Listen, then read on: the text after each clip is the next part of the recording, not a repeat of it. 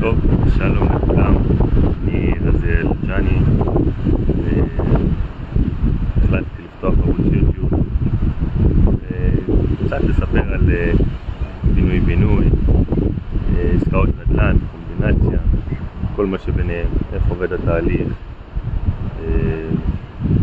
מה קורה בדרך, בין מצד הדיירים, בין מצד היזם, והחלטתי ככה לשבת פה מול הים, מאוד אוהב את הים, אני יושב פה על צוק, בערך 40 מטר מעל האנשים, אפשר לראות אותם שם בקטן למטה, ונפתח את הערוץ ונספר ככה מה קורה. דרך אגב, יש לי היום יום הולדת שרוצה ככה לאחל מזל טוב, כ"ח באב, יום שישי היום, אני בן 33, ואל תפחדו לפרגן ולרשום ככה איחולים וברכות, גם לפתיחת הערוץ וגם ליום הולדת. זה בעצם סרטון ראשון שאני עושה, אני גם קצת מתרגש, בעיקר מהיום הולדת.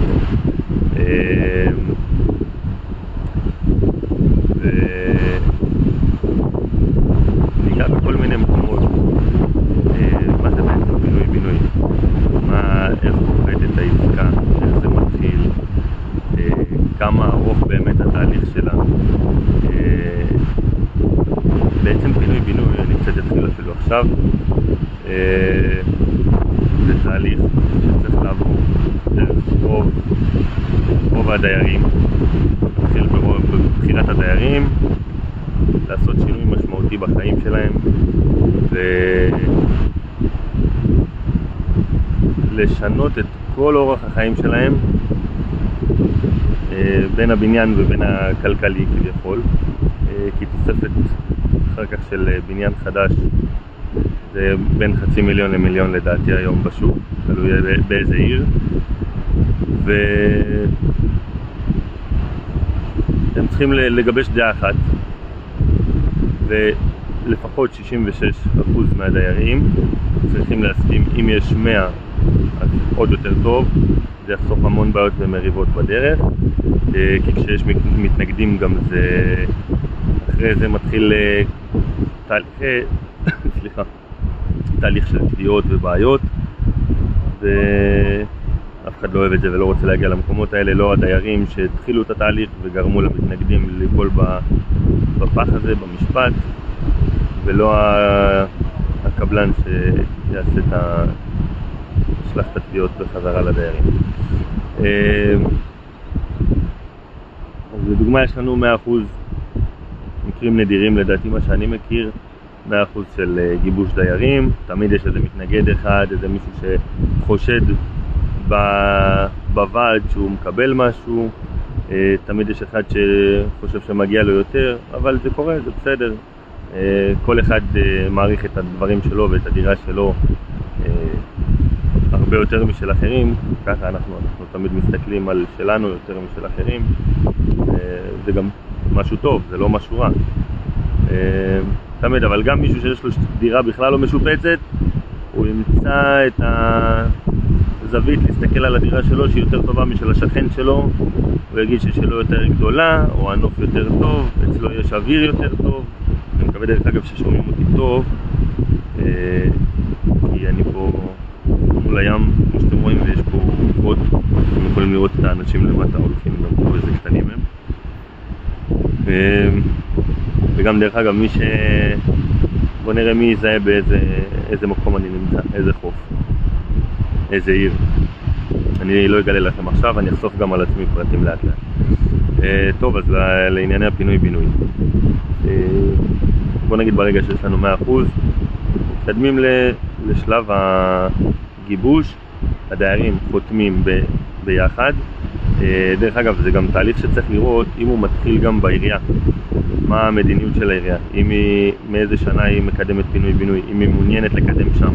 יכול להיות שהיא קידמה באזור הזה כל כך הרבה התחדשות עירונית וכבר כרגע זה עמוס לה מדי, אין לה מספיק תשתיות וכבישים לשחרר את את הדיירים שגם יוכלו לצאת בכביש ולנסוע במרחב טוב. זה גם יכול לעשות בעיות בעירייה, לעשות בעיות לדיירים ולאנשים שגרים שם, יהיה צפיפות אוכלוסין גדולה מדי. אז זהו, זה גם צריך לבדוק בעירייה.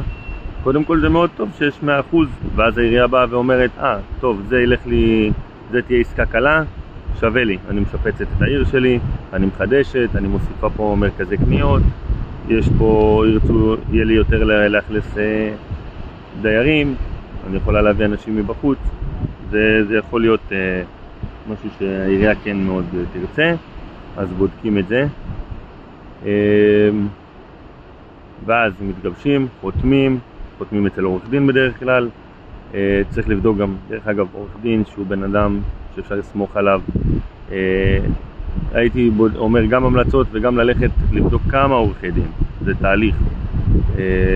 כי אני מכיר עסקאות שאנשים חתמו עם עורך דין והם איתו שנים והוא בן אדם זהב והכל טוב, אבל הוא מרגיש שהוא הולך לפספס פה עסקה גדולה, זה יכול להיות עסקה גדולה מאוד, והוא תופס אותם, כמו שאומרים, לא נעים להגיד את זה, תופס אותם מלמטה, והוא אומר להם, אתם רוצים עכשיו, אני איתכם כבר 3 שנים בתהליך, סתם דוגמה, שנה, שנתיים בתהליך, אתם רוצים לעזוב אותי? יכול להיות שתשלמו לי על כל יום.